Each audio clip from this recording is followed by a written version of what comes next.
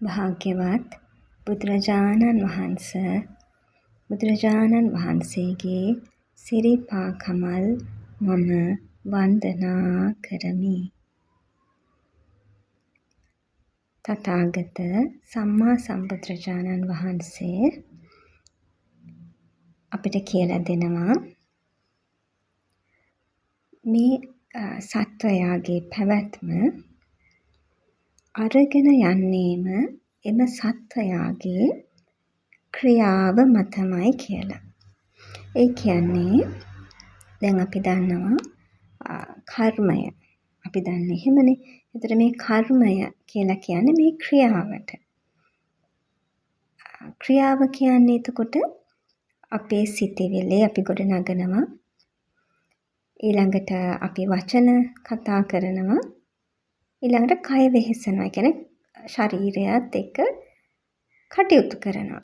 ඇවිදිනවා. ඒ වැඩවලට දැන් අපි උදාහරණයකට බැලුවොත් අපේ ගෙදර දෙයක් සරල දෙයක් අපි කියමු උයනවා කියලා. එතන උයන්න කලින් හිතෙන් හිතනවා මොනවද උයන්නේ? දැන් උයන්න ඕනේ. මොනවද හදන්නේ? ඊළඟට මොනවද තියෙන්නේ නැති දැන් හිතනවා. ඊට පස්සේ සමහරවිට නැති බඩුවක් ගේන තව කෙනෙකුට කියනවා. ඊළඟට ඔන්න දැන් යනවා බඩු ගන්නවා. එතන මේ ක්‍රියාත්මක වෙන හැටි.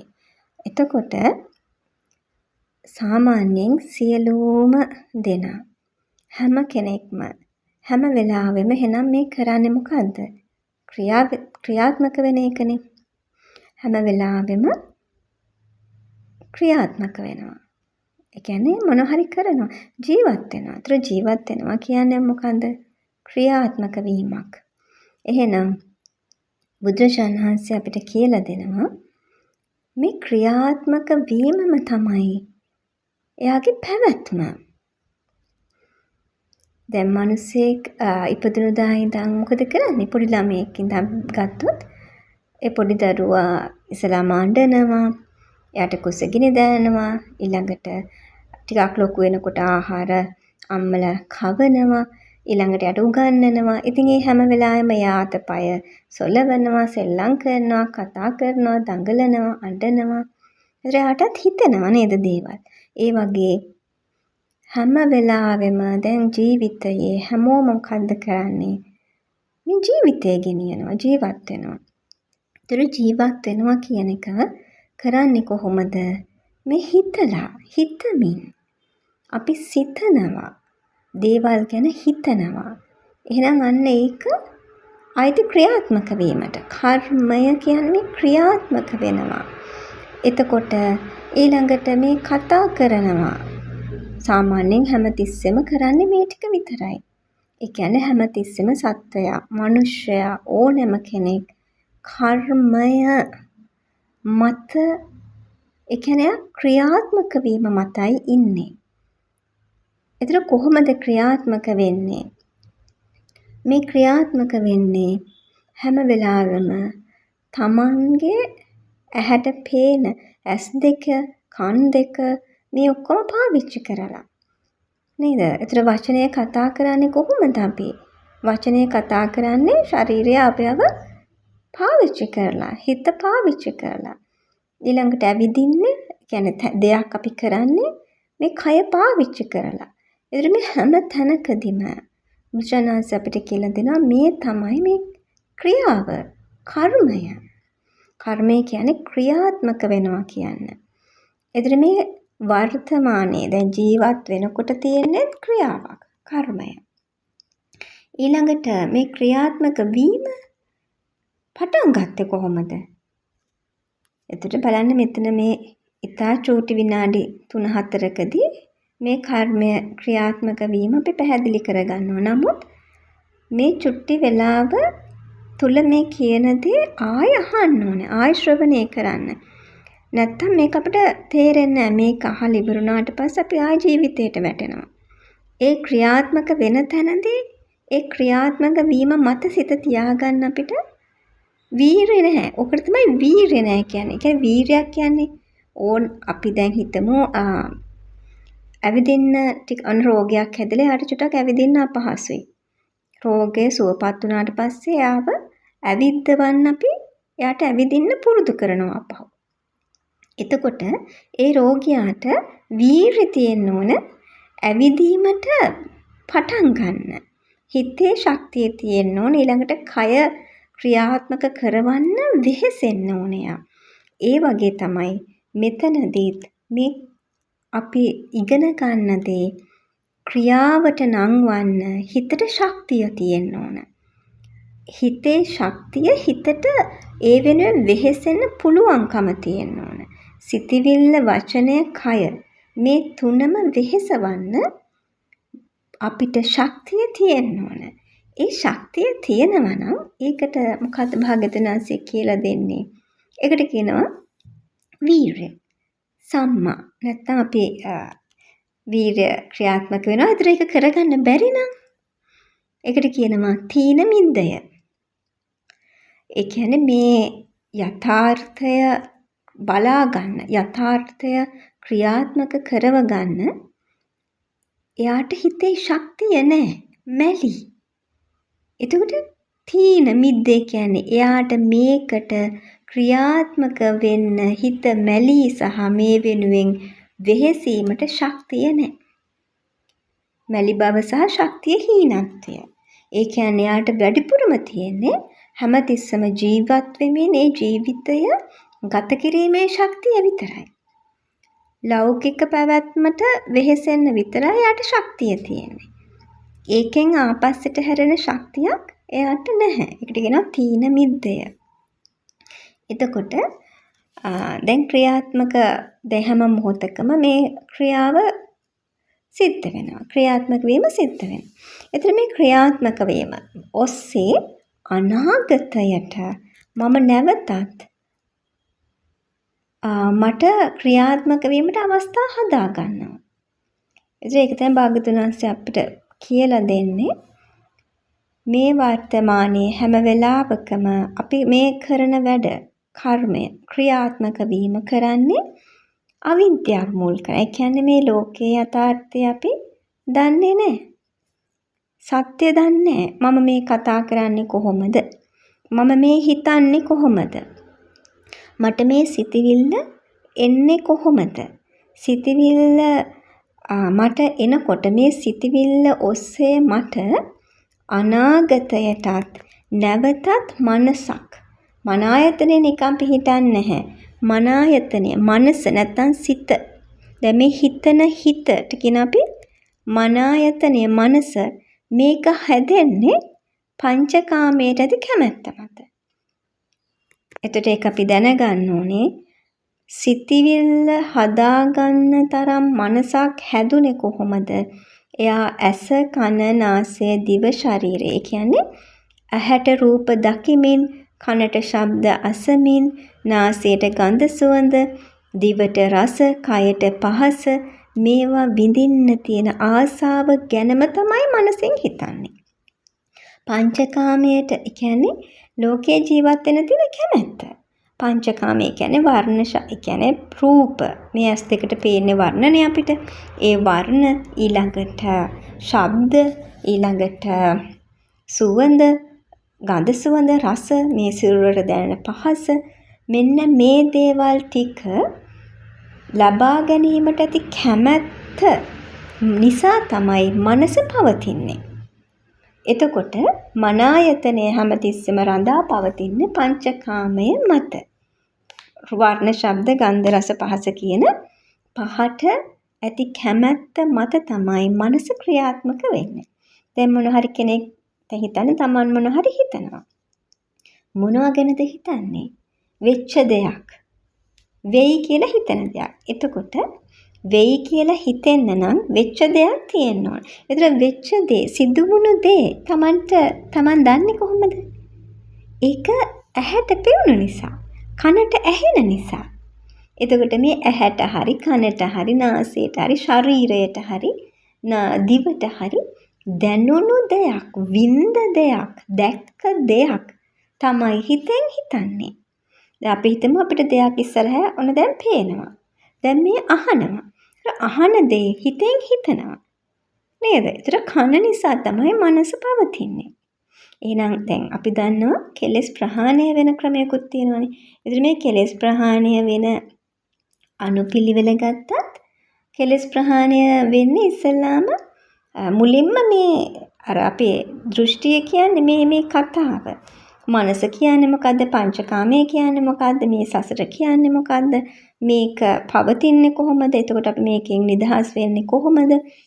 ඒකට නිවැරදිම ප්‍රතිපදාව මොකක්ද? මේ දේවල් එයාට ප්‍රායෝගිකව ක්‍රියාත්මක කරන්න තරම් දැනුමක්, ඥානයක් ලැබුණම ඒකට කියන දෘෂ්ටිය යනවා. ඒතර මේ දෘෂ්ටිය ගියාට පස්සේ අපි කියන ඔන්නේ පළවෙනි ස්ථානයටපත් වුණා. සසරේ තා භව 7යි. ඊට පස්සේ ආ මොකද කරන්නේ? ටික දැන් මේ දෘෂ්ටිය නැහැයි කියන්නේ මෙයා දන්නවා. දැන් මේ පැවැත්ම ඒ කියන්නේ සමුදය කියන්නේ සංස්කාරයන්ගේ හට ගැනීම. සංස්කාර හටගන්නේ දැන් අපි ඒක ඉගෙනගෙන තියෙනවා සංස්කාර හටගන්නේ අවස්ථා 3කින් විතරයි. හැබැයි මේ අවස්ථා 3ම තමයි සත්‍ය ජීවත් වෙනවයි කියලා කරන්නේ. එතකොට මේ අවස්ථා 3 හට ගැනීම ඉවත් කර ගැනීම කියන්නේ සමුදය කියන්නේ නැත්තම් සංස්කාර හට ගැනීම අවසන් කර ගැනීමට කරන්න ඕනේ මොකද්ද කියලා දැන් මෙයා දන්නවා. ඒතර මෙතනදී කියනවා මෙයාට වෘත නැහැ. සීලබ්බත පරාමාස නැහැ. ඒතර මේ සීලබ්බත පරාමාස කියන එකත් තා විශාල පරාසයකට කතා කරන්න පුළුවන් දෙයක්. අපි හිතන විදිහට මේ සීලයට වැරදි විදිහට කොටු වීම කියන එක නෙවෙයි මේකේ අර්ථය. මේක විශාල පරාසයක් තියෙන දෙයක්. එතකොට සීලබ්බත පරාමාස ඔන්න සීල වෘත එයාට නෑ දැන් මොකද මෙයා දන්නවා කල යුත්තේ හරියටම කරන්න ඕන දේ. එතකොට මේ හරියටම කරන්න ඕන දේ දන්න කෙනා ඕන දැන් කරන්න පටන් ගන්නවා. ඔන්න දැන් මෙයා සෝතාපන්න වෙලා. ඉතින් මොකද්ද කරන්න පටන් ගන්නෙ? දැන් මෙයා දන්නවා හරියටම ක්‍රියාත්මක වෙන්නේ තමන්. දැන් තමන්නේ අවබෝධ කරගෙන යන්නේ දැන් තමන්ටනේ තේරෙන්නේ. ක්‍රියාත්මක වෙන්නේ මම හැමතිස්සෙම මේ සිටිවිල්ලෙන් වචනයෙන් කායික ක්‍රියාවෙන්. ඒ කියන්නේ මම ජීවත් වෙනවා කියන එකමයි. ඒතර මම ජීවත් වෙන්නේ කොහොමද? මම ඕනෙම දෙයක් කරන්නේ ඇස් දෙක පාවිච්චි කරලා. කන් දෙකෙන් නාසය, දිව, ශරීරය. ඔන්න දැන් මෙයා දැන් ඉගෙනගෙන තියෙන එක ප්‍රායෝගිකව කරන්න යන්නේ දැන්. දෘෂ්ටිය නෑ, වෘත නෑ, හරියට කරනවා. මෙයා දන්නවා දැන් මේ ජීවත් වෙනකොට ඇහැට පේන, කනට ඇහෙන, නාසයට, දිවට දැනෙන, කයට දැනෙන මේ පහස, වර්ණ, මේ ශබ්ද, සුවඳ, රස මේ දේවල් ගැන තමයි මම හිතන්නේ. මම ජීවත් වෙනවා කියලා මම කරගෙන යන්න මේ සූදානමින් ඉන්නේ. ඒ කියන්නේ මම මුළු සසර පුරාවටම, ඒ කියන්නේ සසර කියන්නේ මගේ මුළු මේ වර්තමානයෙන් මම අතීතයට ආපස්සට හැරිලා බැලුවොත් මට නොපෙනෙන තරම් දුර අතීතයක් මේ මම කියලා මම හිතන මේ මට දැනෙන මාව මේ පවත්වලා තියෙන්නේ හැමතිස්සෙම ඇහැට පේන, කනට ඇහෙන, නාසයට, දිවට, ශරීරයට දැනෙන මේ පහ පරිහරණයට ඇති කැමැත්ත මතමයි කියලා මෙයා දැන් දන්නවා. ඒ කියන්නේ සසර කියන්නේ එහෙනම් මොකද්ද? සසර කියන්නේ මගේ පැවැත්ම. මේ පැවැත්මට අපිට ආපස්සට හැරුණොත් බලලා අවසන් කරන්න පුළුවන් දුරක් නැහැ. ඒ කියන්නේ බලලා අවසන් කරන්න මේ පුළුවන් ප්‍රමාණයක් නැහැ. ඒ තරම් අතීතයක් තියෙනවා. බලලා අවසන් කරන්න බෑ. ඒක දකින්න පුළුවන් බුදු කෙනෙකුට විතරයි. එතකොට කොච්චර අතීතයක් තියෙනවද කියනවනම් ඒක කල්ප කෝටි ප්‍රකෝටි ගානක අතීතයක්. ඒතර භාග්‍යවතුන් වහන්සේ අපිට කියලා දෙනවා මේ සෝතාපන්න වෙන්න. ඒ කියන්නේ හරියටම මේ දෘෂ්ටිය ඉවත් කරගෙන මේ සීල වෘත වලින් අත මිදලා හරියටම මේ සසර මෙහෙමයි, මේක මෙහෙමයි කියලා කෙනෙක් නිදහස් වෙන්න, ඒ කියන්නේ සෝතාපන්න මාර්ගස්ත වෙන්න, හරියටම මාර්ගස්ත වෙන්න එයා ඒකටත් පුරුදු වෙන්න ඕන කල්ප ලක්ෂයක්. ඒතර මාර්ගස්ත කෙනා අයිති වෙන්න ඕන. දැන් ඒක හොඳට මතකෙට ගන්න ඕනේ. මාර්ගස්තයි කියන්නේ බුද්ධ ඥාන අපිට තියෙනවා 67ක්. බුද්ධ ඥාන 67න් ඒ 67ම 10%ක්වත් පිහිටන කෙනාට කියනවා සෝතාපන්න මාර්ගස්ත ආර්යයන් වහන්සේ. ආර්ය ශ්‍රාවකයා. එතකොට සෝතාපන්න මාර්ගස්ත ශ්‍රාවකයා අයිති වෙන්නේ අෂ්ටාර්ය පුද්ගලයන්ගේ පළවෙනි ආර්යයන් වහන්සේට. එතකොට සංඝ රත්නය කියලා කියන්නේ ආර්යයන් වහන්සේලාට. මෙතනදී සංඝ කියලා කියන්නේ ආර්ය භාවයට පත්වීම. බුද්ධ ඥාන 67 උපදවා ගැනීම ගැන තමයි සංඝ රත්නයෙහි ගුණ කියලා අපි ඉගෙන ගන්න. සංඝ රත්නය කියන්නේ සෝතාපන්න මාර්ගස්ත භාවයේ සිට රහතන් වහන්සේ දක්වා 8 දෙනෙක් වූ පුද්ගලයන්ට. එතකොට අපි නිකන් මේ ධර්මයේ ශ්‍රවණය කෙරුවා කියන එක මාර්ගස්ත ශ්‍රාවකයෙක් වීමට ප්‍රමාණවත් දෙයක් නෙවෙයි. ඒතර භාග්‍යවතුන්සේ කියනවා මොකද මේක ඇත්තටම අපි හිතුවට මේ දෘෂ්ටිය යනවා සීල වෘත යනවා කියන එක ලේසි දෙයක් නෙවෙයි. මේක කාලයක් පුරුදු වෙන්න ඕන දෙයක්. ඔන්න දැන් මෙතනදී මම උදාහරණයක් කියලා දෙන්නම්. දැන් අපි දන්නවා දැන් මේක සාමාන්‍ය ලෞකික ලෝකෙට අයිති දෙයක්. මොකද දැන් මාර්ගස්ත වෙන්න, ඒ කියන්නේ 100ට ස්ථීරව මෙයා සෝතාපන්න මාර්ගස්ත ශ්‍රාවකෙක් නම් බුද්ධ ඥාන 67න් 10%ක් පිහිටන්න ඕන. එතකොට මේ 10%ක් පිහිටනවා නම් මේ 10% මෙයා උපදවා ගන්න සසරේ කල්ප ලක්ෂයක් ගමන් කරන්න ඕන. මේ ප්‍රතිපදාව තුළ. ඒක අති දීර්ඝ කාලයක්. එතකොට මේ දීර්ඝ කාලය වෘතයෙන් අතමිදීම පිණිස, නිවැරදිව දෘෂ්ටියෙන් අතමිදීම පිණිස සම්මා කියන මඟ හඳුනා ගනිමින් පැමිණෙන්න මෙයාට දීර්ඝ කාලයක් තියෙනවා. ඉතින් හිතන්න මෙතනදී කල්ප ලක්ෂය කියන එක අතරට අපිට සතර අපායේ තියෙනවා. මොකද සෝතාපන්න මාර්ගස්ත කෙනා සතර අපායෙන් නිදහස් නැහැ. සෝතාපන්න වුණාට පස්සේ විතරයි සතර අපායෙන් නිදහස් වෙන්නේ. එතකොට මාර්ගස්ත වෙන්න නම් මෙයාට කල්ප ලක්ෂයක් කියන කාලය පුරාවට මෙයාටින් සිද්ධ වෙන්න පුළුවන් අකුසල කර්ම, ආනන්තරීය පාප කර්ම සිද්ධ වෙන්න පුළුවන්. ඒක නැහැ කියන්න බෑ. මොකද සෝතාපන්න වුණාට පස්සේ විතරයි ආනන්තරීය පාප කර්මාන්ගෙන් නිදහස් වෙන්නේ. භාග්‍යවතුන් අපිට කියලා දෙනවා රතන සූත්‍රයේදී මේ සලායතනයන්ගේ ඔස්සේ සිදුවෙන සතර අපායට වැටෙන කර්මයන්ගෙන් කෙනෙක් නිදහස් වෙන පළමු අවස්ථාව සෝතාපන්න වීම පමණයි. එතකොට අර මාර්ගස්ත වෙන්න මෙයාට කල්ප ලක්ෂයක් තියෙනවා කියන්නේ මොකද?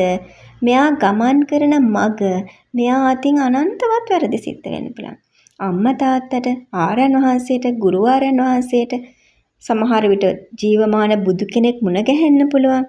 ජීවමාන රහතන් වහන්සේ නමක් වරදවල් සිද්ධ වෙන්න පුළුවන්. තමාගේ අතින් ආර්යයන් වහන්සේලා ඉදිරියේ වරදවල් සිද්ධ වෙන්න පුළුවන්. එතකොට මේ විදිහට කාලය ගත වෙනකොට මේ වරදවල් වලට අම්මා තාත්තා ලේස ලැබීමනේ. ඒතර අම්මා තාත්තා බුදුරජාණන් වහන්සේ රහතන් වහන්සේ මේ විදිහට මේ ආර්ය ඇසුරේදී අපිට සිද්ධ වෙන අකුසල කර්ම තියෙන පුළුවන්. මේ අකුසල වල විපාකත් ගෙවන්න ඕන. එතකොට ආනන්තරීය පාප කර්මයක් කරුවොත් කෙනෙක් යන්නේ කොහෙටද? ආනන්තරික නිරය කියලා එකක් තියෙනවා. ආනන්තරික නිරය කියන එකට හිරු සඳු සූර්යා ලෝකයේ වැටෙන්නේ නැති, චන්ද්‍රා ලෝකයේ වැටෙන්නේ නැති ස්ථානයක්. එතකොට මේ නිරයට වැටුනම ඉතා දීර්ඝ කාලයක් මෙයාගේ උප්පත්තිය තියෙනවා. එතකොට කල්ප ලක්ෂයක් කියන්නේ මේ දීර්ඝ කාලයක්. එතකොට ඇත්තටම බැලුවොත් ආනන්තරික නිරයක ආයුෂ කල්ප ගානක් විතර එනවා. එහෙම බලපුවම කල්ප ලක්ෂය කියන එක දීර්ඝයි කියලා හිතුවට කෙටි ප්‍රමාණයක්. මොකද දැන් මම උදාහරණ කියන්න ගියේ මේකටයි. සසරේ කියන්නේ අපි අතීතේ ඉපදිලා ඉන්නකොට කෙනෙක් අතින් සිදුවෙන වරදවල් වලට විපාක විදිහට එයා උපදින්නේ එයාගේ මහගෙදර. දැන් ඕනම කෙනෙක් ඔය හරි දැන් අපි කියමු විවාහ වෙලා පිටත් වුණත් එයාට තියෙන මහගයක්. ඒතර කොහෙ ගියත් මේ මහගෙදරට මෙයා එනවා. අන්න ඒ වගේ සත්‍යයා කොහේ ඉපදුනත් කොතන ඉපදුනත් මහගෙදරට යනවා. සෝතාපන්න වෙනකන් මහගෙදර කියන්නේ සතර අපාය. එතකොට මේ කරගන්න අකුසල කර්ම වලට මෙයා සතර අපාය උපදිනවා. තිරිසන් සත් වෙලා උපදිනවා, പ്രേත වෙලා උපදිනවා, නිරය වෙලා උපදිනවා, අසුරනිකාය උපදිනවා. අසුරය කියන්නේ දුක් විඳින කොට්ටාශ. අසුරය කියන්නේ പ്രേතයෝ වගේ නිරයේ හා සමානව දුක් විඳින කොටසක්. එතකොට මේවැ ගොඩාක් උපදින්නේ ආනන්තරික පාප කර්ම කරගන්නයි. ආර්ය උපවාද කරගන්නවා.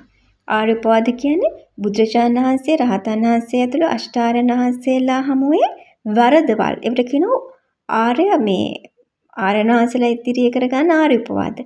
මේවායේ පාප කර්ම ගෙවන්න ගොඩාක් කල් යනවා. ඊළඟට අම්මා තාත්තට සිද්ධ වෙන වරදවල් ගෙවන්න විශාල කාලයක් යනවා. මේ අකුසල විපාක මෙයා ගෙවන්න සතර අපායට යන්නම ඕන. ඒ කියන්නේ යාගේ දැන් මේ හැම තැනකම අපි කතා කරන්නේ කර්මය ගැන.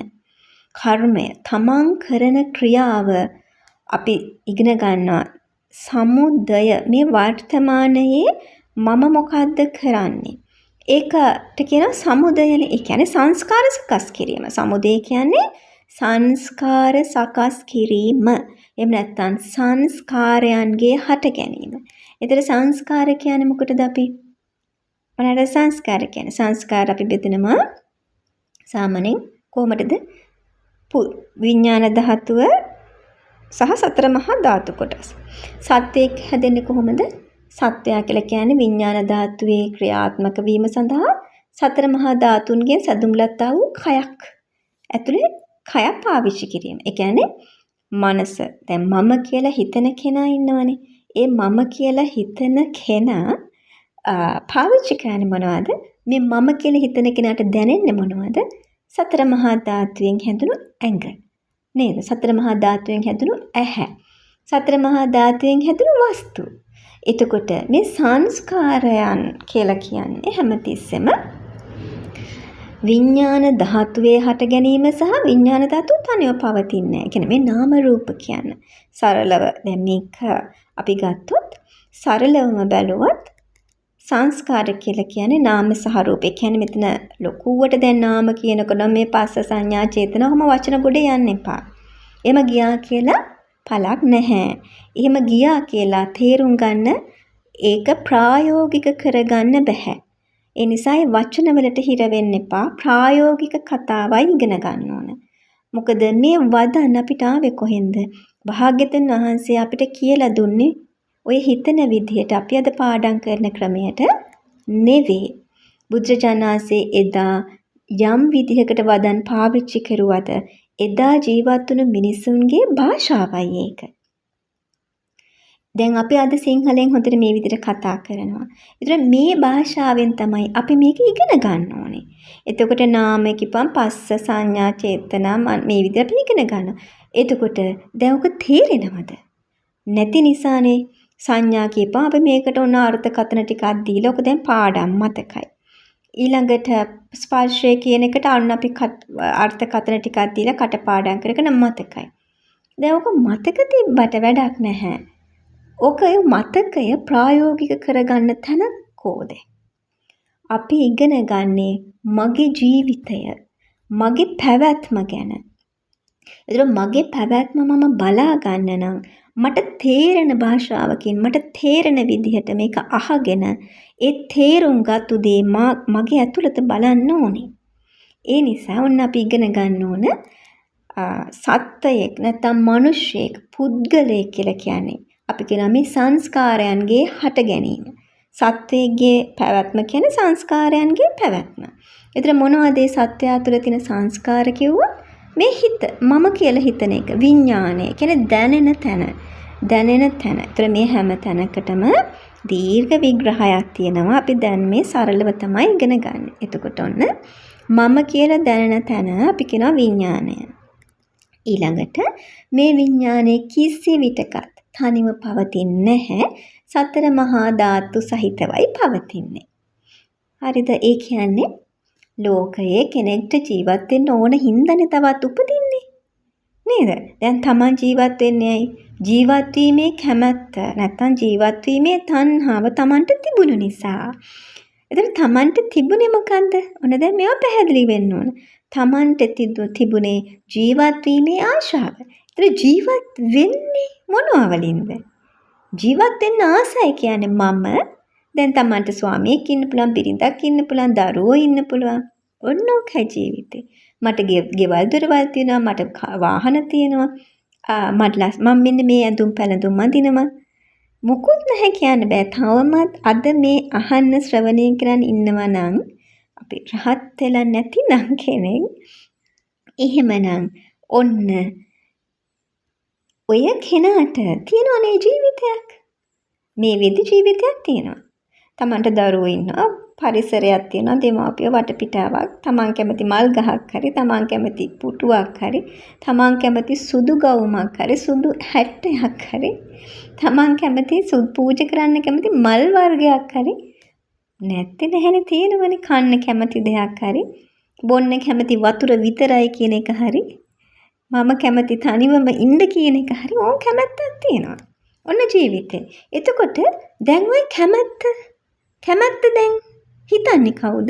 මමනේ. ඔන්න විඥාන ධාතුව. දැන් මම ජීවත් වෙනවනේ. දැන් මම ජීවත් වෙනට කැමති දේවල් ටිකක් තිබුණානේ. වතුර බොන්න විතරයි, සුදු අඳින්න විතරයි. එහෙම කැමති දේවල් චුට්ටක් මේ අන්තිම සරලව කරලා ගත්තොත්. ඒතර මේ දේවල් මොනවද? මේවා සතර මහා ධාතුයෙන් හැදිච්ච. දැන් මේවා පාවිච්චි කරන මම දැන් කොහොමද පාවිච්චි කරන්නේ? කොහෙන් අන්තර් සම්බන්ධතාවය? මම කියන එක්කෙනා දැන් මේ හිත. දැන් ඔබට හිත අතින් අල්ලන්න බැහැනේ. හිත අතින් අල්ලන්න බෑ. ඒක අපි හිතනේ මේ හිත කොහෙද තියෙන්නේ? ඔය අහන ගමන් හිතන්නේ හිත කොහෙද තියෙන්නේ? මේ කොහෙද දන්නේ? මේ ඇඟේ ඇතුලේ. අල්ලලා මිරිකලා එළියට ගන්න පුළුවන් නම් අපිට පුළුවන් නම් අපි මේක එළියට නම් දානවනේ අපි. මොනවාද මේ හිත නිසා සමයි කෙලෙස්, හිත නිසානේ මට දුක, මේ හිතනේ ප්‍රශ්නේ කියනවනේ. එහෙනම් අපිට මේ හිත අල්ල ගන්න පුළුවන් නම් අපි අතින් එළියට අරගෙන දාන්න ඕනනේ. එහෙම බෑ. මේ හිත තියෙන්නේ මේ ඇතුලේ. එතකොට මේ හිතට ඕන දේවල් කරගන්න. අර දැන් මම ආසයි මම මෙහෙම කැමතියි කියලා මේ හිත කියනකොට හිතට ඕන දේවල් අල්ලගන්න හදපු දේවල් ටිකක් තියෙනවා. මේක අර මම හැමදාම පැහැදිලි කරන උදාහරණය මකුළුවා සහ මකුළුවාගේ දැල වගේ. ඒතර දැන් මකුළුවා කවුද? මකුළුවා තමයි ඔය මම කියලා මේ දැනෙන කෙනා. මෙයාව අල්ලන්න හැබැයි අපිට බෑ. මකුළුවා නම් අල්ලන්න පුළුවනි. මේක උදාහරණය. ඒතර මේ මකුළුවා වගේ ඔන්න මම දැන් මට ආස දේවල් ජීවත් වෙන්න. දැන් සසරේ විවාහ වෙන්න ආස හින්දා තමයි අද ඔබ විවාහ වුනේ. අද විවාහය වදයක් හරි එපා හරි මම මේ කතා කරනවා හරි මට මෙහි හැඟීමක් නැහැ කියලා අද කිව්වට සසරේ ඒ තණ්හාව කැමැත්ත තිබුණා. ඒ කැමැත්ත පවත්වන්න ඕනකම තිබුණා. එතකොට කැමැත්ත පංචකාමයේ සහ ඒ පංචකාමයේ පාවිච්චි කිරීම බව කියන්නේ පැවැත්ම. ඒ පිණිස කැමැත්ත තිබුණේ ඔබේ හිතට. මනස මනායතනේ ඔන්න තියෙනවා. විඥානය කියන්නේ මනායතනේ සහ පංචායතනයන්ගේ පැවැත්ම. සලායතන කිව්වේ එතෙන්ට. ඒතර දැන් මේක අපි ඉගෙනගෙන තියෙනවා මේක නිතර. මම මේ නැවතත් මතක් කරනවා. ඔන්න එතකොට මගේ මනස ඔන්න දැන් මකුළුවා තමයි. ඔන්න දැන් මගේ මනායතනේ කියමු. ඒතර මෙයාට අවශ්‍යයි දැන් අර ජීවත් වෙන දේවල් ටික ලබා ගන්න. මම වතුර බොන්න කැමති නම් දැන් වතුර බොන්න කැමති කියන එක ඔබට මතකය සහ පාවිච්චි වෙන්නේ කොහෙන්ද? දිවට දැනෙන රස. දැන් එතන කය අයිති පංචකාමය. එහෙනම් පංචකාමය වතුර කියන්නේ සතර මහා ධාතුව. එහෙනම් මේ දරුවද දීපලද ස්වාමියාද මේ ඔක්කොම අයිති සතර මහා ධාතු පංචකාමය. ඒ දේවල් වලට පාවිච්චි කරමින් පවතින්න මම කැමති පංචකාම තණ්හාව, කාම තණ්හා සහ භව තණ්හා හි පැවැත්ම මත තමයි ඔබට ওই දේවල් ලැබුණේ. එතකොට මේ දේවල් පාවිච්චි කරන්නේ කොහොමද? මට ධාතු කයක් තියෙනවා. මනසට ඕන දේවල් ළඟා කරගෙන මනස විඳින්න. මනසින් අපි සතුට දුක විඳින්නේ. මනසට සතුට විඳින්න නම් දේවල් ළඟා කරගන්න ඕනේ. එතකොට මකුලුවා දැලක් විව්වා වගේ අපේ තියෙනවා ඇහැ කන නාසය දිව ශරීරය. මනසයි විඳින්නේ. එතකොට මේ දැලට ඔන්න දැන් ඇහැට තමයි දරුවා පේන්නේ. ඇහැට තමයි විවාහ වෙන්න කලින් විවාහ වෙන කෙනාව දකින්නේ ඇහැට. ඔන්න ඇහැට රූපය වැදුනා. ඕන්න ඕක හරියට මකුලුවා වියපු දැලේ වස්තුව වැදුනා. සතෙක් ආවා, මැස්සෙක් ආවා, යාව ඇලුනා. දැන් මොකද කරන්නේ? මකුලුවා ටක් ගාලා ගිහිල්ලා අර සතාව අල්ල ගන්නවා. ඒ වගේ ඇහැට අපේ සතර මහා ධාතුයෙන් හැදුණු මේ ඇහැට සතර මහා ධාතුවේ වර්ණ සටහන වැදුණු ගමන් මනස ඨක්කාල ක්‍රියාත්මක වෙනවා. මේ මොකද්ද? දැක්ක රූපයක්. මෙයා කවුද? ඔන්න සතුට. මනස විඳිනවා මම සතුටුයි. ඔන්න දැන් මනස උපක්‍රම යොදනවා කතා කරන්න. ඊළඟට ඒ පුද්ගලයාව ඇසුරු කරන්න මගේම කියලා මුළු ජීවිතේටම ඒ කෙනාව පවත්වාගෙන යන්න තමා කිට්ටුවෙන් ඔන්න දැන් ක්‍රියාත්මක වෙනවා. ඔන්න ඔය විදිහට තමයි අපේ පැවැත්ම තියෙන්නේ. එතකොට සසරේදී ඔන්න දැන් අර මට කියන්න අවශ්‍යනේ කල්ප ලක්ෂ කතාව. ඒතර ඒ වගේ දැන් අපිට සමහරලාට කෙනෙක් පුද්ගලයෙක්ව දැක්කම දැන් ගොඩක් වෙලාට විවාහ වෙනකොට කියනවා සසරේ ගොඩාක් කාලයක් ස්වාමියා විවාහ වෙලා හිටපු කෙනා, බිරිඳ වෙලා හිටපු කෙනා කියලා කියනවා. ඉතින් මේ කොහොමද යාවම අපිට හම්බ වෙන්නේ? එතකොට මේ දේවල් පවා සිද්ධ වෙන්නේ දැන් ඔන්න ඇහැට. දැන් ඔන්න මගේ මන ආයතනේ ඔන්න දැන් අපේ සසරේ ඒ කියන්නේ මේ මගේ ජීවත් වීමේ කැමැත්ත මත කෙනෙක් ජීවත් වෙනවා කියන්නේ මේ පංචකාමයනේ. දැන් මෙතන පංචකාමයේ කියපු ගමන් පොතේ තියෙන වචනයකට වගේ කටපාඩම් මතකෙට යන්නේ නැතුව තමන්ගේ ජීවිතය එළියට දාන්න ඕන. පංචකාමයේ කියනකොට බලන්න. තමන්ගේ කොට්ට, මෙට්ට, ඇඳන්, දරුවෝ, ස්වාමියා, ගහකොළ, ගෙදර වස්තු ඔක්කොම ඒවා තමයි පංචකාමය. ඒව ඔබ පරිහරණය කරන්නේ කොහොමද? අන්න ඒක තමයි අපි දැනගන්න ඕනේ. ඇහැ නිසානේ. ඇහෙන්නේ. දැන් මම මේ කැමති දේවල් බලන්නේ ඇහෙන්. දරුවෝ ඇහැට පේන්නේ. ශරීරයට දරුවන්ගේ පහස දැනෙන්නේ. ගඳ සුවඳ දරුවන්ගේ ශබ්දය මේවා තමයි පංචකාමය. එතකොට ඒව පවත්තන්න දැන් අපි පවත්නවා කියන භව තණ්හා. පංචකාමයේ ඇසුරු කරගෙන මම ඉන්න කැමති. එහෙනම් අදටත් ඒකටනේ කැමති. එහෙනම් කාම තණ්හා, භව තණ්හා ඒ අතරට විභව තණ්හාවක් තියෙනවා. දැන් එහෙනම් මොකද්ද වෙලා තියෙන්නේ? සමුදයමයි තියෙන්නේ. සමුදය කියන්නේ සංස්කාරයන්ගේ උපදවීම. අද මේ ජීවත් වෙනවා කියලා කරන්නේ හැම මොහොතකම සංස්කාරයන් නැවතත් උපද්දවන එක. එතකොට දැන් භාග්‍යවතුන් වහන්සේ අපිට කියලා දෙනවා මේ සංස්කාරයන්ගේ අනුපාද නිරෝධ කියන එකයි. මේ මොකද්ද? එතකොට මේ අනුපාද නිරෝධ කියන්නේ නැවත හට ගැනීමකින් තොරව නිරුද්ධ වී යාම. ඒ කියන්නේ මේ වර්තමානයේ මම හැම වෙලාවකම මගේ ක්‍රියාව තුළ සංස්කාර උපද්දවනවා. ඒකට කිව්වේ සමුදය කියලා.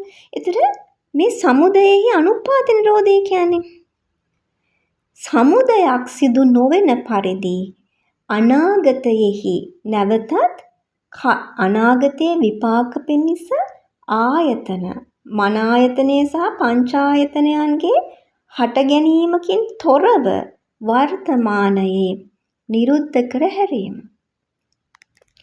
ඒ කියන්නේ මේ වර්තමානයේ සෑම පෘථග්ජන කෙනෙක්ම වර්තමානයේ ජීවත් වෙනවා කියන්නෙම අනාගත මේ වර්තමාන කර්මය ඔබට ලැබුණේ අතීතයේ විපාක වශයෙන්.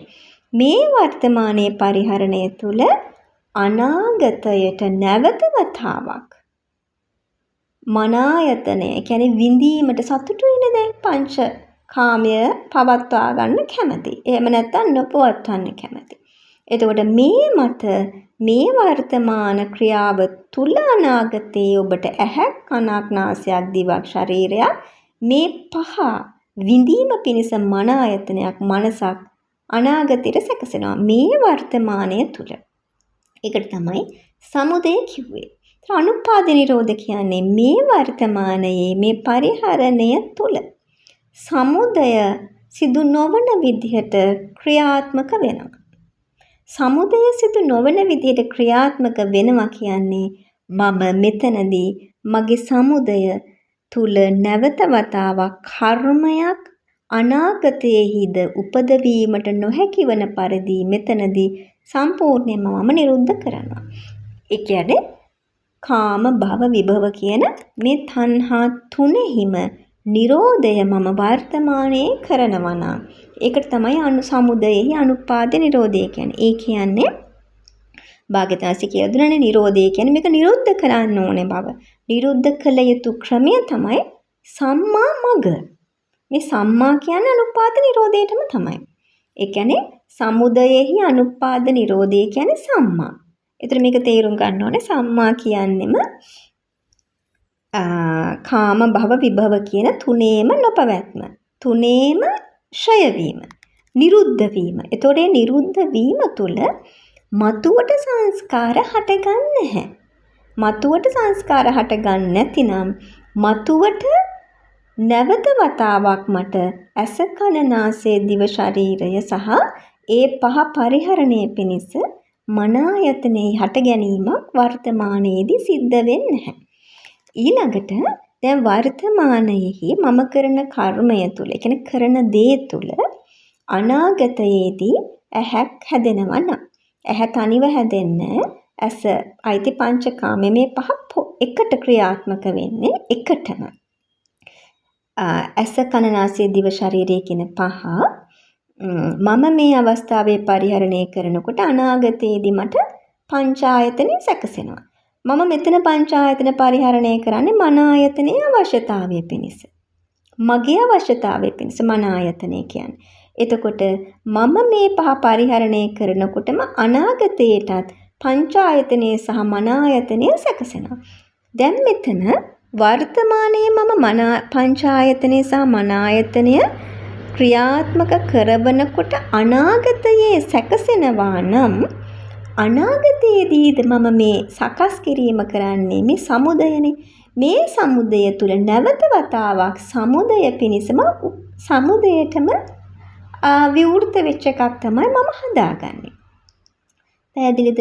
මෙතන මම සමුදය නම්, ඒ කියන්නේ මම මෙතනදී සලායතන සකස් කරනවා නම්, ඒ කියන්නේ මම මෙතන ජීවත් වෙනකොට පංචකාම පරිහරණය මගේ සිතේ සතුට පිණිස පවත්වනකොට ඒ තුලම මේ අවස්ථාවේදීම අනාගතයේ සලායතනයන්ගේ උපදවීමක් මම මේ වර්තමානයේ කරනවා. එතකොට ඒ සලායතන කියන්නෙම නැවත වතාවක් පංචකාම පරිහරණයෙන් මනස සතුටටපත් කර ගැනීම පිණිස මම ටක් ගාලා අර මකුලුව දැල හැදුවා වගේ දැලක් තමා මේ හදන්නේ. පැහැදිලිද? මකුලුවා සහ දැල මම වර්තමානයේ හදනවා. වර්තමානයේත් මම මේක පාවිච්චි කරනවා. පාවිච්චි කරන ගමන් මම අනාගතයටත් මකුලුවෙක් සහ දැලක් මෙතනදී හදනවා. පැහැදිලිද? තියෙනවා කියන්නේ දැන් අනාගතයටත් තියෙනවා කියන්නේ මම අනාගතයේදී නැවත වතාවක් දැලක් තියෙනවා මකුලුවෙක් ඉන්නවා. දැන් මොකද වෙන්නේ? අනිවාර්යයෙන්ම මම එතනදිත් ආපහු සැරයක් සමුදය තමයි ක්‍රියාත්මක කරන්නේ. එතකොට මේ අනුපාද නිරෝධය කියන්නේ මේ අවස්ථාවේ මම සම්මා. දැන් මේ සම්මා වෙනවා කියන්නේ හරියටම යාගේ දෘෂ්ටිය බිඳෙන්න ඕන, සීල වෘත ඉවත් වෙන්න ඕන. මේ විචිකිච්ඡාව යනවාම කියන්නේ සීල වෘත සහ දෘෂ්ටියෙන් ඉවත් වෙන පටන් ගන්නවා. ඒතර මේ ටික වෙනවනම් මේ වෙනවා කියන එක ඇතුලේ තමයි මේ සම්මා කියන්නේම අනුපාද නිරෝධය. හරියටම මේ ටික ක්‍රියාත්මක වෙනවනම් මේ වර්තමානයේ මෙයාට අනාගතයේදී මකුලුවා සහ දැල හැදෙන ප්‍රමාණය අඩු වෙන්න පටන් ගන්නවා. දැන් එකපාරටම කෙනෙක් රහත් වෙන්නේ නැහැනේ මෙතනදී. අපි කියමු මෙයා ටිකෙන් ටික තමයි කෙලස් ටික ප්‍රහාණය වෙන්නේ. එතකොට ඒක හරියට කොයි වගේද? මකුළු වගේ දැලේ තියෙන සත්වයන් අල්ලා ගැනීමට ඇති ඇලෙන සුළු ස්වභාවය ටික ටික අඩු වෙලා වගේ. පැහැදිලිද? මකුළු වගේ දැලේ තියෙන සත්වයක්ව අලව ගන්න ඒ මැලියම් ස්වභාවයේ ඇලෙන සුළු ස්වභාවය අඩු වෙනවා වගේ තමයි මුලින්ම කෙනෙකුගේ පංචකාම තණ්හාව හිමින් තමයි දුරු වෙන්න ගන්නෙ. ඒ කියන්නේ දෘෂ්ටිය, විචිකිච්ඡාව, වෘත කියන එක ක්ෂය වෙන්නේ මෙන්න මේ වගේ චුට්ට. ඒක තමයි භාගතුන් වහන්සේ කිව්වේ මේකට කල්පලක්ෂයක් විතර ගත වෙනවා. එතකොට මොකද වෙන්නේ? හරියටම මෙයා සම්මා වෙනකොට අනාගතයට හැදෙන පංච ආයතනය සහ මන ආයතනය තුල පෙර භවවල පැවතුනාසේ ප්‍රබල පංචකාම සහ මන ආයතනෙහි අර පැවැත්මේ ශක්තිය අඩුයි. ඒතර කලින් මම කොහොමද පංචකාමයට කැමැත්ත තිබුණේ? ඒ ප්‍රමාණය චුට්ට දැන් අඩු වෙන්න පටන් ගන්නවා. හරියටම බැලුවොත් අනුපාද නිරෝධය කියන්නේ මේ වර්තමානයේදී මම මේ කරන වර්තමාන කර්මය තුල අනාගතයේදී පංච ආයතන සහ මන ආයතනයේ හට ගැනීමක් සිද්ධ වෙන්නේ නැහැ. එතකොට අනාගතයේදී නැවත වතාවක් සමුදයක් සිදු නොවන පරිදි මම වර්තමානයේ මගේ මේ සිතවිල්ල ක්‍රියාත්මක කරනවා, කර්මය කරනවා. අන්න ඒකට කියන අනුපාද නිරෝධය. නැවතත් හටගන්නේ නැහැ. නැවතත් සමුදය හටගන්නේ නැහැ. සමුදය හටගන්නවා නම් එතන තියෙනවා විඥාන ධාතුව සහ පංචායතන, සලායතන, ඒ කියන්නේ සතර මහා ධාතු හා සම්බන්ධ වුණු මේ සංස්කාර හටගන්නවා. ඔබගේ පැවැත්ම යනවා. කාම භව හෝ විභව ඔන්න පැවැත්ම ගමන් කරනවා. හැබැයි වර්තමානයේදී මේක නිරුද්ධ කර ගනිමින් වාසය කරනවා නම් අන්න එතකොට අපි කියනවා එයාගේ අනාගතයේහි පැවැත්මක් නවතිනවා. අනාගතයේ කර්ම රැස් කිරීම දැන් අවසන් වෙනවා. අනුපාද නිරෝධයකටපත් වෙනවා. එතකොට දැන් අපි දැනගන්න ඕනේ මේක ලේසියෙන් අපිට කරන්න පුළුවන් දෙයක්වත් නෙවෙයි. දැන් සම්මා මග හරියටම ගමන් කරන්න නම් එයාගේ දෘෂ්ටිය යන්න ඕනේ. ටික යන්න ඕන. විචිකිච්ඡාව ටික යන්න ඕන. එයාගේ වෘත ටික යන්න ඕන. මේව එකපාරට යවන්න පුළුවන් ඒවා නෙවෙයි. ඒකෝට එහෙම බැලුවොත් අපි හරි චුට්ටි ප්‍රමාණකින් තමයි මේක වර්තමානයේ ක්‍රියාත්මක කරන්නේ. 100%ක්ම ක්‍රියාත්මක කරනවා කියලා කරන්න බෑ. මොකද පෙර හදාගත්තු අර මකුළු දැල සහ මකුළුවා ප්‍රබලව වැඩ කරනවා. එහෙම නැත්නම් ඒ මකුළු වගේ දැලේ ඇලිච්ච සත්තු ගොඩාක් ඉන්නවා. ඒ කියන්නේ තමන්ගේ සම්බන්ධතා. ලෞකික ජීවිතයේ ඝනකම වැඩි. ඒ ඝනකම වැඩි වෙන්න දැන් කොහොමද ඒවෙන් ගැලවෙන්නේ? අන්න මේ විදිහට සසරේ ඉදිරියට මේ ප්‍රතිපදාවේ යනකොට මේ දැලේ ඝනකම අඩු වෙනකොට දැලේ ඇලෙන ප්‍රමාණය අඩු වෙනවා. ඇලෙන ප්‍රමාණය අඩු වෙනකොට මොකද වෙන්නේ? ඔන්න ඔතනදී කියන භාගතුන් වහන්සේ සසරෙහි අනාගත පැවැත්ම තුල ඔබට නැවතත් ඇසුරට හම්බ වෙන්නේ මේ දැලක් නැති හෝ දැලේ අඩුවට සත්වයන් ඇලෙන තවත් ඔබ හා සමාන බුද්ධ ඥාන උපදවන්නා වූ ආර්ය ඇසුරමයි ඔබට ලැබෙන්නේ. එතකොට මේක දැනගන්න ඕන අපි සාමාන්‍යයෙන් දන්න විදිහට බුදුරජාණන් වහන්සේගේ කාලයේ එක පවුලක ගොඩාක් දෙනෙක් සහෝදර සහෝදරියන් රහත් ඵලයටපත් වෙනවා. මග්ගඵල උපදවා ගන්න අය එකම පවුලේ ගොඩක් එකට ඉපදෙනවා. ඒ කියන්නේ මේ මොකද්ද? අපි මේ කල්ප ගාන ගත කරන්න ඕනේ කියන්නේ කෙමෙන් තමයි අපි මේ පැවැත්ම වෙනත් පැවැත්මකට හරවගන්නේ. ඒකයි කෙලින්ම අපිට මේක එකපාර අයින් කරන්න පුළුවන් ස්වභාවයක් නැහැ. මොකද සසරේ කල්ප ගානක අතීතයේ අපි දාගත්තු දැලේ ඇලිච්ච පුද්ගලයෝ ඒ කියන්නේ කර්ම අපේ ගොඩාක් තියෙනවා. මේ කර්ම සම්බන්ධ කොහාටද? තවත් පුද්ගලයෙකුට හැමතිස්සෙම තවත් පුද්ගලයෙකු හෝ සත්වයක හා සම්බන්ධව තමයි අපේ ක්‍රියාත්මක වීම තියෙන්නේ. අතීතයේ කර්ම රැස් කරගන්නවා නම් හොඳ හෝ නරක එතන පුද්ගලයෙක් හෝ සත්වයක් සිටිනවා. ඒතර මේ විදිහට අර විවාහ වෙන පුද්ගලයාව අපි කියනවා පතාගෙන එනවා කියලා කියන්නේ මොකද? අතීතයේ කල්ප ගාන ගොඩාක් දිගයි. එතකොට අපි කියමු එක ජීවිතයක ඔන්න කෙනෙක් හා විවාහ වුණා. දැන් මේ පටන් ගන්නම. ඒතර මෙයා විවාහ වුණාම අපි කියමු අවුරුදු ගාන. දැන් මෙයාගේ ඇස සහ මනස, කන සහ මනස මේ විදිහට පංචායතනය හා මන ආයතනයේ ක්‍රියාත්මක වෙන හැමතිස්සෙම එක පුද්ගලයෙක් එක්ක. දැන් කර්ම මෙයා සකස් කරන්නේ සමුදය වෙන්නේ වර්තමානයේ හැමතිස්සෙම මේ එක පුද්ගලයෙක්ම ඇසුරු කරගෙන. එක දරුවෙක් අපි කියමු ඉන්න දරුවෝ 3 දෙනෙක් නම් ඒ දරුවෝ 3 දෙනා හා මේ ස්වාමියා එක්ක තමයි දැන් මේ කර්ම රැස් වෙන්නේ. සමුදය. ඒතර හැමතිස්සෙම මෙයාගේ ඇහැ අනාගතයට සකස් කරගන්නේ මේ වර්තමානයේ අරමුණ ලබා දෙන ස්වාමියා ඇසුරේ. වර්තමානයේ අරමුණ ලබා දෙන දරුවා ඇසුරේ. දැන් මොකද වෙන්නේ? ඊළඟට ආයොන්න කොයි හරි උපදිනවා. අපි කියමුකෝ එකපාරට මිනිස්සෙක් ආය මිනිස්සෙක් වෙන්නේ ඊටාම දුර්ලභව. එතකොට යා සතර පාය මහ ගෙදරට ගිහිල්ලා සතර පායට ගිහිල්ලා හැම ඇවිල්ලා කර්ම කොටසක් ක්ෂය වෙලා ඔන්නයි මිනිස්සෙක් වුණා. මිනිස්සෙක් වෙලා ඉන්නකොට ඔන්න හැට දැකලා පුරුදුයි වගේ රූපයක් එනවා. ඇයි මේ? ඒ පුද්ගලයා සසරේ වෙනත් භවයකදීත් ඇහැට අරමුණ ලබා දුන්නා. ඒ ලබා දෙන අතරතුර නැවතත් ඇහැ සැකසුවේ ඔහුව දකින්නමයි. ඔන්න දැන් ඇහැ ඉස්සරහට ඔහු ආවා. ඔබම සකස් කරගත්තු ඇහැ ඉදිරියට ඔබම ලබාගත්තු අරමුණ ඔන්න පැමිණියා. ඒ දේම ඔහුත් කරලා තියෙනවා. එතකොට නැවත වතාවක් ඔන්න මන ආයතනයේ මෙයා පුරුදුයි. රූපේ පුරුදුයි. රූපේ වෙනස් වුණාට විඥාන ධාතුල ශක්තිය පුරුදුයි. ගැලපෙනවා. ඔන්න දැන් සම්බන්ධය ඇති වෙනවා විවාහ වෙනවා. නැවතත් මේ විදියට විවාහයක් කියන එක තුල භව ගානක් ගමන් කරනවා. දරුවොත් එහෙමයි. ඒතර හිතන්න නරක කෙනෙක්, ඒ කියන්නේ අපිට ආර්ය ප්‍රතිපදාවට නොකැලපෙන අය හම්බ වෙනවා. ඒ හම්බුනහමත් මොකද වෙන්නේ? මෙයා ආර්ය ප්‍රතිපදාවට යන්න වෙහෙසෙනවා.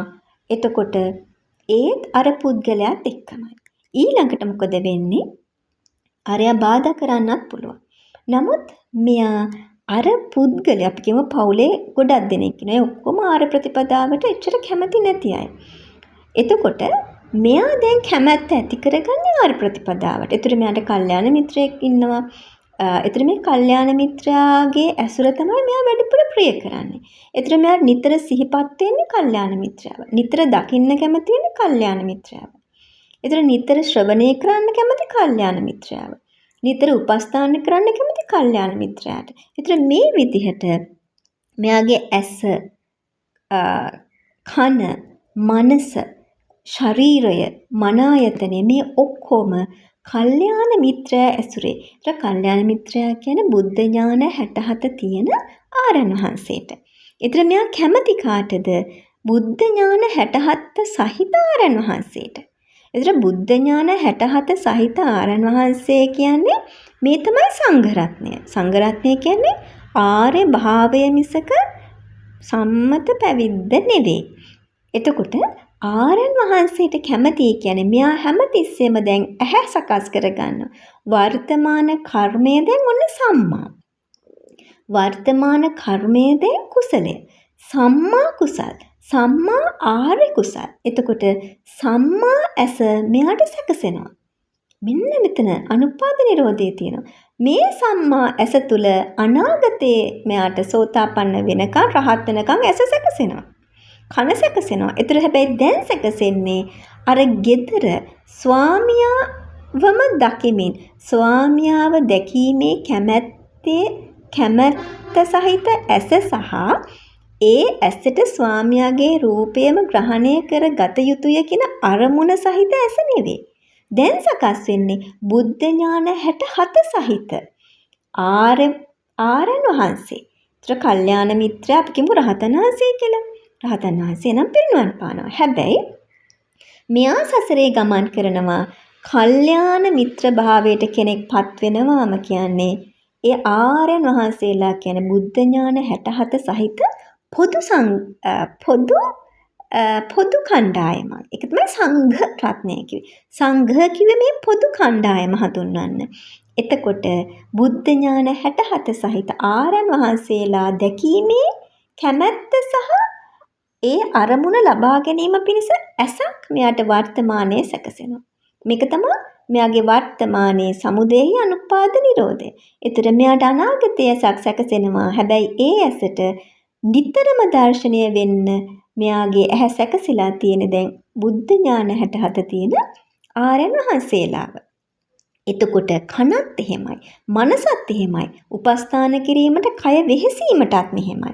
එතකොට ඔන්න ඊළඟ භවයක මෙයා උපදිනකොට බුද්ධ ඥාන 67 සහිත ආරයන් වහන්සේ වැඩ ඉන්නේ යම් ගමකද, වැඩ ඉන්නේ යම් ප්‍රදේශයකද, වැඩ ඉන්නේ යම් දිව්‍ය තලයකද, යම් බ්‍රහ්ම තලයකද, කියන්නේ මේ බුද්ධ ඥාන 67 තියෙන මගපල්ලාභීන් ආරයන් වහන්සේලා වැඩ ඉන්න ප්‍රදේශයක ඒ ඇසුරට සුදුසු පැද්දෙසක පතිරූප දේශයක මෙයා උපදිනවා පෙර කළ පින නිසා. එතකොට පතිරූප දේශය පෙර කළ පින කිව්වේ මේකට. එතකොට මේ සම්මා මෙයාගේ දැන් ඇහැ කන නාසය දිව ශරීරය මනස ඔක්කොම සම්මා පැත්තට බරයි. දැන් ඔන්න විවාහ වෙන්න ස්වාමියෙක් එනවා. අර පෙර එක්කෙනාම එන්න පුළුවන්. ඔන්න ඊළඟ භවයේදී. නමුත් මෙයාගේ ඇසට මෙයාව හම්බ වෙන ඌ මෙයාව දන්න බව දන්නවා. නමුත් මෙයාට වැඩි ප්‍රිය නෑ. ඊට වඩා ප්‍රියයි ආරේසුර. ඒතර සමහරට විවාහ වෙන්නත් පුළුවන්. විවාහ නොවී ඉන්නත් පුළුවන්. විවාහ වුණත් නැවත වතාවක් ස්වාමියාට යුතුයකම පමණයි බන්ධනය අඩුයි.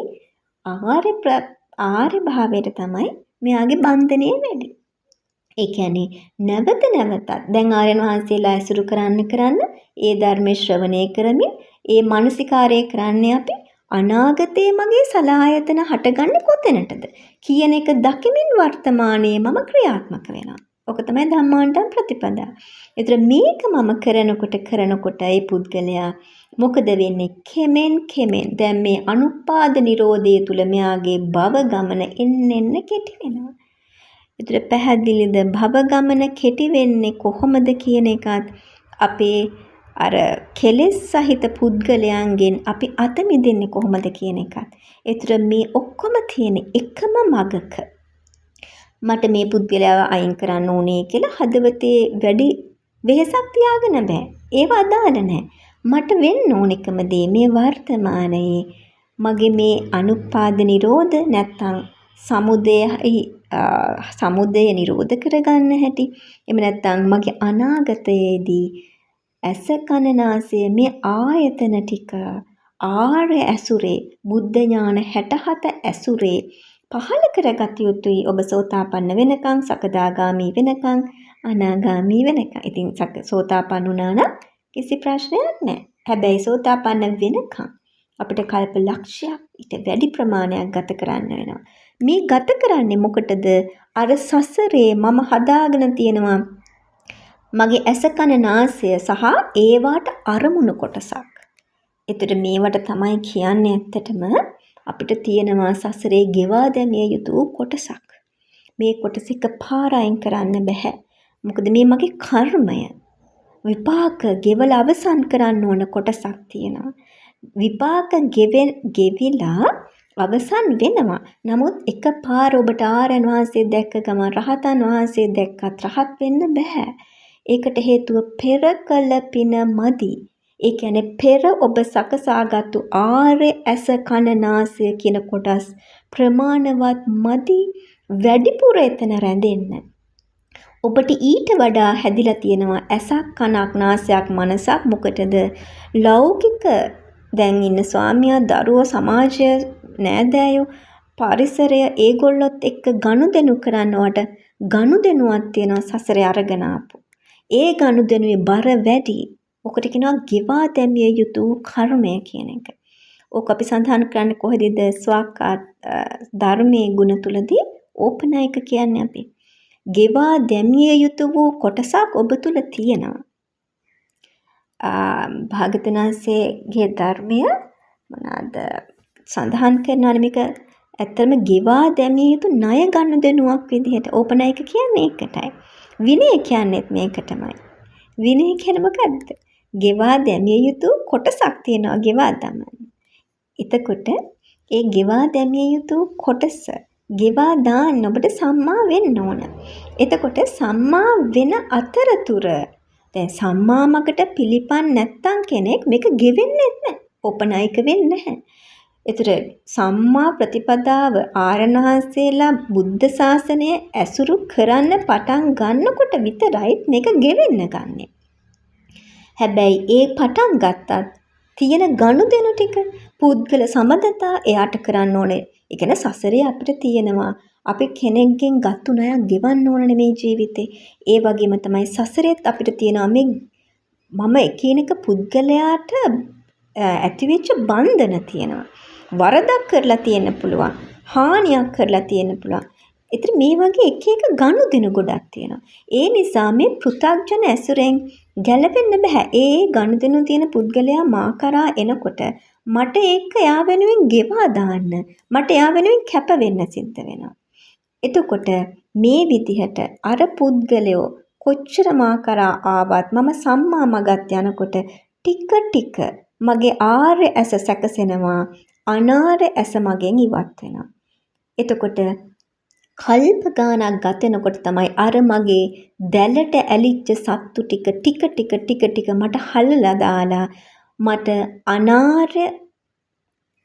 අනාර්ය පංචකාම මන ආයතන විසි කරලා දාලා ආර්ය සම්මා ඇස කන හදාගෙන මාර්ගස්ත වෙන්න ගමන් කරන්න පුළුවන් වෙන්නේ. ඒතර මෙතනදී පිරිස් දෙකක් මේ ඉන්නේ. මගේ සසරේ මෙච්චර කාලයක් හිටිය අනාර්ය පුද්ගලයෝ. දැන් අලුතෙන් මට බුද්ධ ශාසනය සහ බුද්ධ ශාසනයේ කල්යාණ මිත්‍රයෝ මුණ ගැහෙනවා.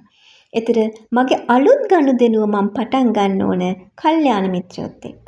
ඒතර කල්යාණ මිත්‍රයෝ කියන්නේ හැමතිස්සෙම ණය ගෙවා දමන කොටසක්. මේ ගුණයට තමයි දක්ඛිනේය කියලා කියන්නේ. දක්ඛිනේය ගුණයේ තියෙන සංඝ රත්නය ඇසුරු කරනකොට ඕපනයිකයි කියන ධර්මතාවය ක්‍රියාත්මක වෙලා මගේ සසරේ තියෙන කෙලෙස් කොටස් ගෙවෙනවා. ගෙවෙනකොට මට ආර්ය වෙන්න ඍජුව ගමන් කරන්න බැරි වෙන්න මට බලපවත්තන මගේ අපි කියන්නේ අකුසල්නේ. මගේ තියෙන සම්බන්ධතා ඒ කොටස ගෙවෙන්න පටන් ගන්නවා. ඒතර මේ ගෙවි යාම එක ජීවිතයකදීම වෙන්නේ නැහැ. ඒ නිසා තමයි කල්ප ගානක පරාසයක් තියෙන්නේ. හැබැයි මේ කල්ප ගාන අපි සසරේ අතරමං වෙලා ආපු කල්ප කෝටි ප්‍රකෝටි ගානට වඩා ඉතා චූටි කාලයක්. කල්ප ලක්ෂයක් ලොකුවට දැනුණට ඊට වඩා අසංකේය කල්ප ගානක් සසරේ අතරමංව මේ අපි ගමන් කරලා තියෙනවා. ඒතර අපි අද ක්‍රියාත්මක වෙලා කල්ප ගානකින් හරි මේක අවසන් කරන්න පුළුවනි නම් එහෙනම් ඒක තමයි අතිශයින්ම දුර්ලභ ලාභය අපිට ගන්න පුළුවන්. මොකද එහෙම නැත්නම් තවත් අසංකේය කල්ප ගානක් අනාගතේ දුක් විඳින්න ඉතුරු. ඉතින් මේ විදිහට මේ සම්මා එහෙම නැත්නම් මේ ප්‍රතිපදාව අපි හරියට තේරුම් ගන්න ඕන, හරියට පැහැදිලි කර ගන්න ඕනේ.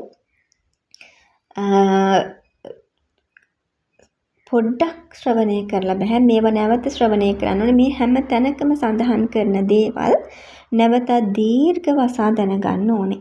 මොකද පුංචි කාලයකදී පුංචි කොටසක් ශ්‍රවණය කරනකොට පැහැදිලි වෙන හැම කොටසක්ම ලොකු පරාසයක දෙයක් ඉතා චූටි කාලයක තමයි අපි අහන්නේ.